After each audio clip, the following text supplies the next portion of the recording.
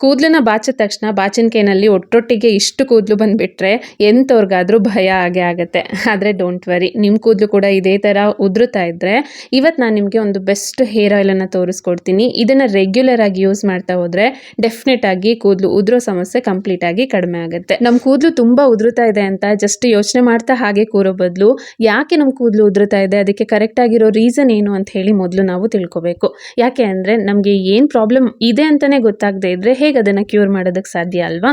ಕೂದಲು ಉದುರೋದಕ್ಕೆ ತುಂಬಾ ರೀಸನ್ಸ್ಗಳಿದ್ದಾವೆ. ಅದರಲ್ಲಿ ಮೇನ್ ರೀಸನ್ಸ್ ಅಂದರೆ ಬಾಡಿನಲ್ಲಿ ಹಾರ್ಮೋನಲ್ ಇಂಬ್ಯಾಲೆನ್ಸ್ ಆಗಿರ್ಬೋದು, ಅಥವಾ ನಾವು ಸರಿಯಾದ ಪದ್ಧತಿನಲ್ಲಿ ಹೇರ್ ಕೇರ್ ಮಾಡದೇ ಇರೋದಾಗಿರ್ಬೋದು, ಇನ್ನೂ ಕರೆಕ್ಟ್ ಆಗಿರೋವಂಥ ಊಟನ ಸೇವಿಸದೇ ಇರೋದಾಗಿರ್ಬೋದು. ಸೊ ಇದನ್ನೆಲ್ಲ ಕರೆಕ್ಟ್ ಮಾಡ್ಕೊಂಡ್ವಿ ಅಂದರೆ ಡೆಫಿನೆಟ್ ಆಗಿ ಹೇರ್ ಫಾಲ್ ಆಗೋದು ಬೇಗನೆ ಕಡಿಮೆ ಆಗುತ್ತೆ. ಹೇರ್ ಕೇರಲ್ಲಿ ಆಯಿಲಿಂಗ್ ತುಂಬಾ ಇಂಪಾರ್ಟೆಂಟ್ ರೋಲನ್ನು ಪ್ಲೇ ಮಾಡುತ್ತೆ.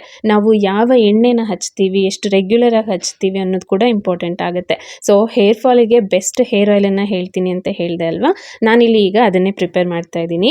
ಒಂದು ಬಾಣಲಿನಲ್ಲಿ ಒಂದು ಸ್ವಲ್ಪ ದಪ್ಪ ತಳ ಇರುವಂಥ ಬಾಣಲಿನ ತಗೊಳ್ಳಿ, ಅಥವಾ ಪಾತ್ರೆನೋ ತಗೊಂಡ್ರು ಕೂಡ ನಡೆಯುತ್ತೆ. ಇದರಲ್ಲಿ 100 ml ಅಷ್ಟು ಕೊಬ್ಬರಿ ಎಣ್ಣೆ ಅಂದರೆ ಕೋಕೋನಟ್ ಆಯಿಲನ್ನು ಹಾಕ್ಕೊಂಡು 2 ಚಮಚದಷ್ಟು ಮೆಂತೆಕಾಳು, 2 ಚಮಚದಷ್ಟು ಕಲಾಂಜಿ ಅಂದರೆ ಇದನ್ನು ನೈಜಿಲಾ ಸೀಡ್ಸು, ಬ್ಲ್ಯಾಕ್ ಕ್ಯೂಮಿನ್ ಅಂತ ಕೂಡ ಕರೀತಾರೆ. ನಮ್ಮ ಹೇರ್ ಫಾಲಿಕಲ್ಸನ್ನು ಈ ನೈಜಿಲಾ ಸೀಡ್ಸು ಗಟ್ಟಿ ಮಾಡಿ ಹೇರ್ ಹೆಲ್ತನ್ನು ಬೂಸ್ಟ್ ಮಾಡುತ್ತೆ. ಮೇನ್ ಆಗಿ ಹೇರ್ ಫಾಲ್ ಆಗೋದನ್ನು ಕಡಿಮೆ ಮಾಡುತ್ತೆ. ಪ್ರೀಮೆಚೂರ್ ಗ್ರೇ ಹೇರ್ ಆಗೋದನ್ನು ಕೂಡ ತಪ್ಪಿಸುತ್ತೆ. ಅದು ಹೇಗೆ ಅಂದರೆ ಇದರಲ್ಲಿ ಥೈಮೋಕ್ಲೆನೋನ್ ಅನ್ನೋ ಆಂಟಿ ಆಕ್ಸಿಡೆಂಟ್ ಪ್ರಾಪರ್ಟಿ ಚೆನ್ನಾಗಿದೆ. ಜೊತೆಗೆ ಹೇರ್ ಗ್ರೋತಿಗೆ ಬೇಕಾದಂಥ ಫ್ಯಾಟಿ ಆಸಿಡ್ಸ್ ಕೂಡ ಇದರಲ್ಲಿ ಇರೋದ್ರಿಂದ ಓವರ್ ಆಲ್ ನಮ್ಮ ಸ್ಕಾಲ್ಪ್ ಇಶ್ಯೂಸ್ನ ಇದು ಕಡಿಮೆ ಮಾಡಿ ವೀಕ್ ಆಗಿರುವಂಥ ಹೇರ್ಗೆ ಸ್ಟ್ರೆಂತನ್ನು ಕೊಟ್ಟು ಹೇರ್ ಗ್ರೋತನ್ನು ಇದು ಪ್ರಮೋಟ್ ಮಾಡುತ್ತೆ. ಸೊ ಇದನ್ನ ಹಾಕಿ ಇದೇ ಎಣ್ಣೆನಲ್ಲೇ 1 ಮುಷ್ಟಿಯಷ್ಟು ಕರಿಬೇವನ್ನು ಕೂಡ ಹಾಕಿ ಸಣ್ಣ ಊರಿನಲ್ಲಿ ಇಟ್ಕೊಂಡು 5 ನಿಮಿಷ ಚೆನ್ನಾಗಿ ಇದನ್ನು ಕುದಿಸ್ಕೋಬೇಕು. ಈ ಎಣ್ಣೆ ಕುದ್ದಾದ್ಮೇಲೆ ಗ್ಯಾಸನ್ನು ಆಫ್ ಮಾಡಿ ಪೂರ್ತಿ ತಣ್ಣಗಾಗೋದಕ್ಕೆ ಬಿಡಿ. ನೆಕ್ಸ್ಟ್ ಎಣ್ಣೆ ಪೂರ್ತಿ ತಣ್ಣಗಾದ್ಮೇಲೆ ಈ ರೀತಿ ಒಂದು ಗ್ಲಾಸ್ ಬಾಟಲಲ್ಲಿ ಅಥವಾ ನಿಮ್ಮ ಹತ್ರ ಇರುವಂಥ ಏರ್ಟೈಟ್ ಕಂಟೈನರ್ನಲ್ಲಿ ಈ ಎಣ್ಣೆನ ನೀಟಾಗಿ ಸೋಸಿ ಇಟ್ಕೋಬೇಕು. ಆದಷ್ಟು ಏರ್ಟೈಟ್ ಕಂಟೈನರು ಹಾಗೆ ಗ್ಲಾಸ್ ಕಂಟೈನರ್ ಆದರೆ ತುಂಬಾ ಒಳ್ಳೆಯದು. ಇನ್ನು ಈ ಎಣ್ಣೆ ಇನ್ನೂ ಪವರ್ಫುಲ್ ಆಗಬೇಕು ಅಂದರೆ ಇದರಲ್ಲಿ ನಾವು 100 ml ಕೊಬ್ಬರಿ ಎಣ್ಣೆಗೆ 50 ml ನಷ್ಟು ನಾವು ಕ್ಯಾಸ್ಟರ್ ಆಯಿಲ್ ಅಂದರೆ ಹರಳೆಣ್ಣೆನ ಹಾಕಬೇಕು.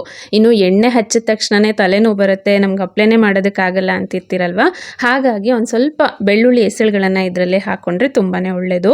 ಹಾಗೆ ಬೆಳ್ಳುಳ್ಳಿ ಹೇರ್ ಗ್ರೋತ್ಗೂ ಕೂಡ ಪ್ರಮೋಟ್ ಮಾಡುತ್ತೆ.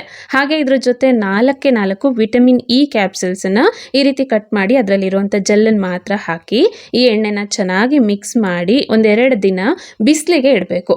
ನಾವು ಮನೆಯಲ್ಲಿ ಯಾವಾಗಲೇ DIY ಹೇರ್ ಆಯಿಲ್ಸ್ನ ಪ್ರಿಪೇರ್ ಮಾಡ್ಕೊಂಡಾಗ ಈ ರೀತಿ ಸೋಲಾರ್ ಇನ್ಫ್ಯೂಷನ್ ಮಾಡೋದು ತುಂಬ ಮುಖ್ಯ. ಈ ಪ್ರೋಸೆಸ್ಗೆ ಆಯುರ್ವೇದದಲ್ಲಿ ಸನ್ ಚಾರ್ಜಿಂಗ್ ಅಂತ ಕರೀತಾರೆ. ಈ ರೀತಿ ಮಾಡೋದ್ರಿಂದ ಎಣ್ಣೆನಲ್ಲಿ ನಾವು ಹಾಕಿರುವಂಥ ಹರ್ಬ್ಸ್ಗಳೆಲ್ಲ ಚೆನ್ನಾಗಿ ಅದ್ರ ಪ್ರಾಪರ್ಟೀಸ್ನೆಲ್ಲ ಎಣ್ಣೆನಲ್ಲಿ ಬಿಟ್ಕೊಳ್ಳುತ್ತೆ ಅಂತ. ಹಾಗಾಗಿ ಈ ರೀತಿ ಸೋಲಾರ್ ಚಾರ್ಜ್ ಮಾಡಿರೋ ಅಂಥ ಆಯಿಲನ್ನು ನಾವು ನಮ್ಮ ಸ್ಕಾಲ್ಪಿಗೆ ಯೂಸ್ ಮಾಡೋದ್ರಿಂದ ನಮ್ಮ ಸ್ಕಾಲ್ಪಿಗೆ ಒಳ್ಳೆ ನರಿಶ್ಮೆಂಟ್ ಸಿಗುತ್ತೆ. ನನ್ನ ಪ್ರಕಾರ ಕೆಮಿಕಲ್ ಇರುವಂಥ ಪ್ರಾಡಕ್ಟ್ಸ್ಗಳಿಗಿಂತ ನ್ಯಾಚುರಲ್ ಇಂಗ್ರೀಡಿಯೆಂಟ್ಸ್ ಯಾವಾಗಲೂ ಬೆಸ್ಟು. ಕೆಮಿಕಲ್ ಪ್ರಾಡಕ್ಟ್ಸ್ಗಳೆಲ್ಲ ಇಮಿಡಿಯೇಟ್ ಆಗಿ ರಿಸಲ್ಟ್ನ ಕೊಟ್ಟು ಅದರ ಸೈಡ್ ಎಫೆಕ್ಟ್ನೂ ಕೂಡ ಅಷ್ಟೇ ಬೇಗ ಕೊಡುತ್ತೆ ಅಲ್ವಾ.